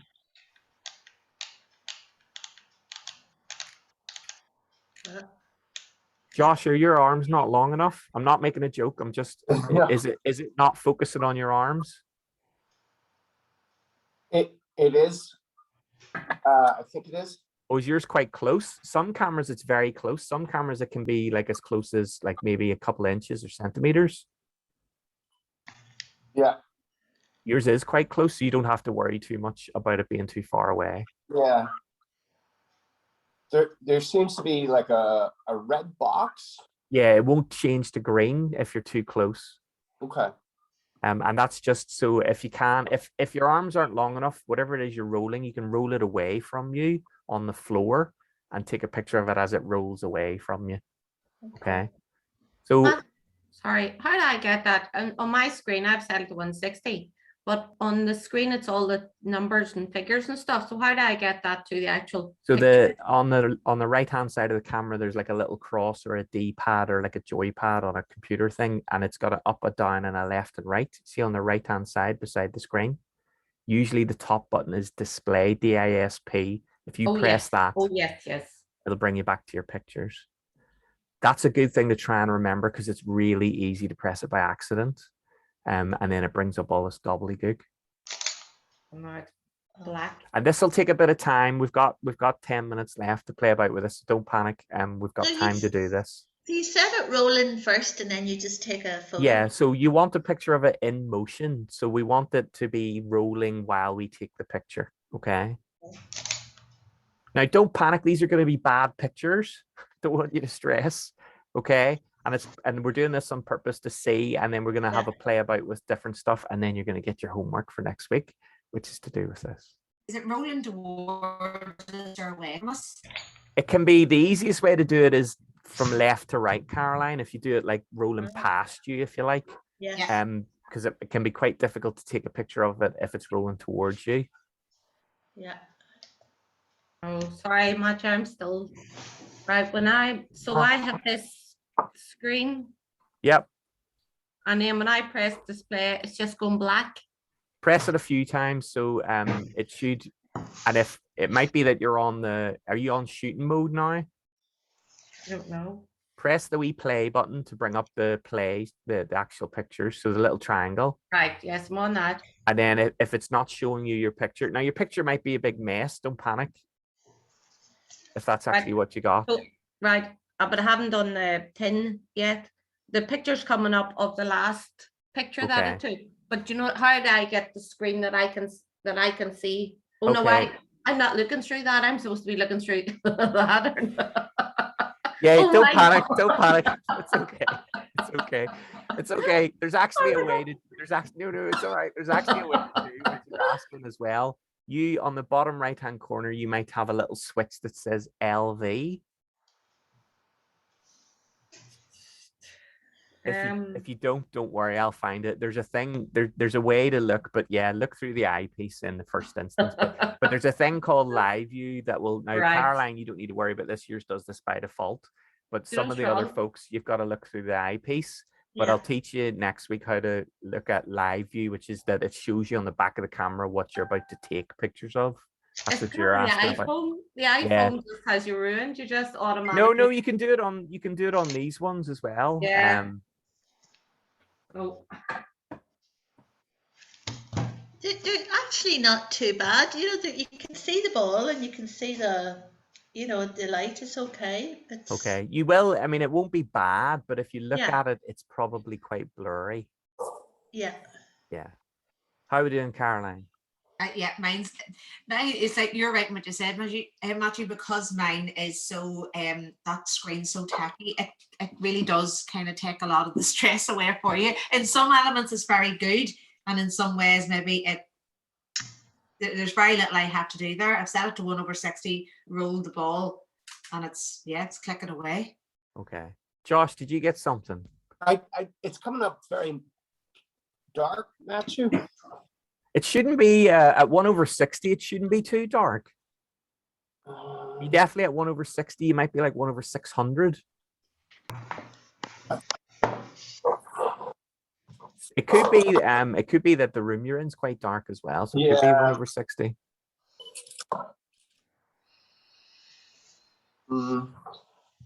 Are you seeing though? What we're trying to get is we're trying to see some motion, that you can see the thing, but it's blurry, and that's what happens when the thing that you're trying to take pictures of. Does everybody have something? Yep. Yeah. Okay, Yes. set the cameras down for a sec. Okay, so, and this is the mind blown bit, and then so if you're taking a picture of the thing you're rolling, and it is blurry, it's because the shutter speed isn't fast enough, right? Do you remember we were talking about, footballers and toddlers and all of that? And that's true about people think I say this as a joke. Like, it is not a joke, okay? Kids under 5 and toddlers. That's why they say never. Oh, and animals never work with. So in the business I'm in, never work with children or animals. Yeah. That's why. That's just a complete nightmare. Anyway, so the thing you've taken the picture of is blurry. You've 2 options you could use to fix this. Okay. One of them is that you could do what with the shutter, and it's easy peasy. This is easy. I've already told you the answer 50 times today. Increase Yes, make it faster. Yeah. Make the shutter faster, and it will freeze your object. So that's the easy question. Now comes the really difficult one. Without using the camera, without changing anything on the camera, what could you do that would make the picture more sharp and more clear? Move back or move closer to it or further back? No. It is Keep to the do with ball moving. still. Keep the ball still. Yeah, keep the ball still. You could roll the ball or the thing slower. You can control the speed of this thing. Yeah. Okay, so if you rolled it a wee bit slower And that's what I want you to do. I want you to, now some of you might have picked something god awful that rolls away on you really quick. Apologies. But if you have something where you do have a bit of I want you to try now. And there's 2 pictures I want you to take. I want you to take so don't change anything on the camera. So it's still 1/60. And I want you to take a picture, and I want you to consciously roll it as slow as you can. And then I want you to roll it really fast. Now, don't hurt yourself if it's a tin of beans or something, but I want you to do 2 pictures, one very slow and one very fast. Okay. Okay. And this might take a few attempts as well. Don't worry, we've got a bit of time left. You're gonna have to, I heard that bounce, and you're gonna have to chase after that. Oh.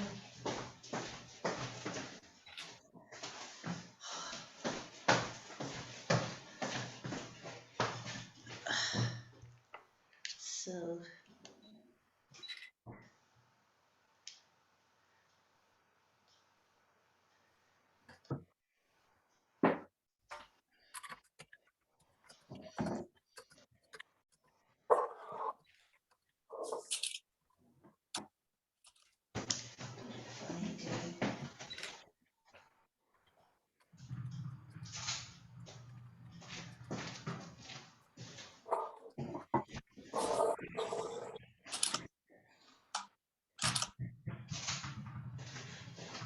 Aha. Oh.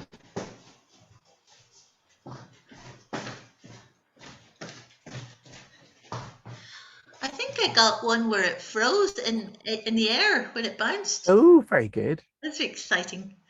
Okay, so has everybody got something where you can see a bit of a difference between the pictures? Now, Yeah. the second picture might be the ball or thing you're rolling's gone. When you rolled it really fast, oh dear, what's happened? I broke my camera. No, it's just when you roll it really fast, if you look really closely, you might see a ghostly image of the thing just whizzing past. And it's really hard to see, and it's actually transparent, and you can see the table or the floor through it. Wow. So this is creative shutter control. This is about using the thing. You all rolled the same thing multiple times. Mm-hmm. And by changing camera settings, or by changing like what you're taking pictures of, different speeds of things, you can get very, very different results. Mm. And this is where you start getting into creative photography, where it is that you can do what you want. You can pick what you want before you take the picture, and you can influence what you get out of the picture. Mm. Okay. And that's what we're gonna. So has everybody got? Now, don't worry if one of them if you look, your slow one might look stopped. Does anyone's look completely stopped? Mm. Well, yeah. That might be that it might have been moving so slowly. So in terms of speed, if your camera's set at 1/60, maybe it was moving at 1/20 or 1/10 or whatever. It was slower than your camera. And then the other end, it was 1/200, 1/1000. If you were Bernie, I heard your ball bouncing across the room, so you must have really winged it. Like, Yeah, I haven't actually changed. I've kept it at 160. I didn't do any with it, making it faster.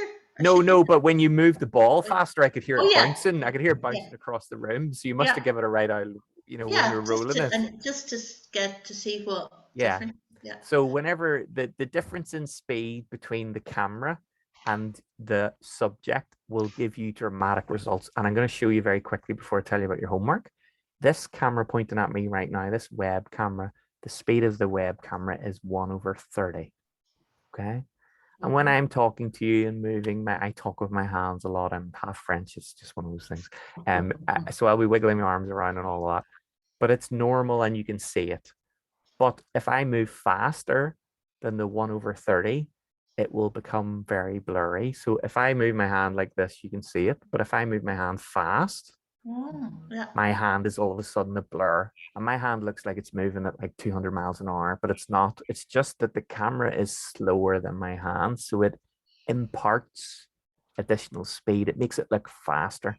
When you look at your little ghostly tennis ball or the thing you rolled, does it look like it's moving quickly? it's just whizzed past so fast you can't see it.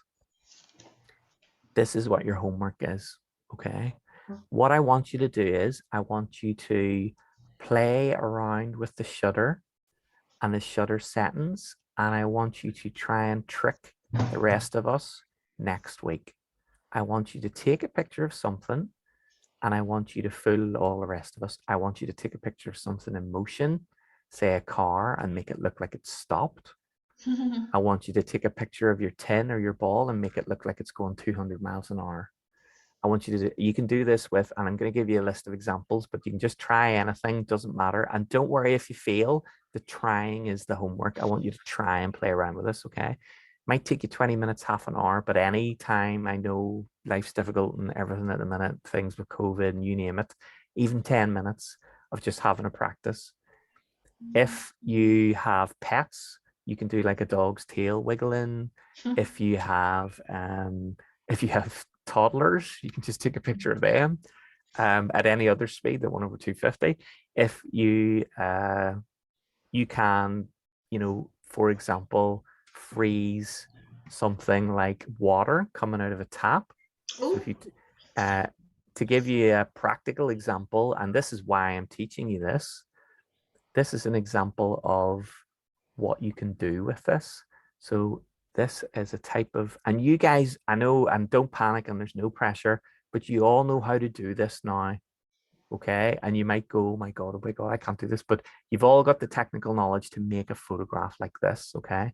So this is, I live up on Divis Mountain. This is a little tiny, it's the piddliest little waterfall you've ever seen in your life, but it is classed as a waterfall, I promise. So this is the waterfall up at Crumlin.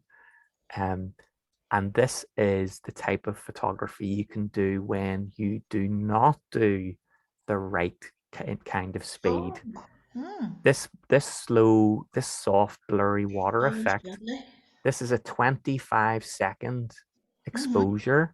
And this is what creates this soft, blurry water. And this is what gives you the motion of the bubbles on top of the water. Okay. So this is the reason that you might not shoot. And when I say shoot the proper thing, there is no proper thing. Photography is an art form. It's up to you to decide what you want. That's not a correct exposure. The water doesn't look like that to my eyes, but it's prettier looking like that.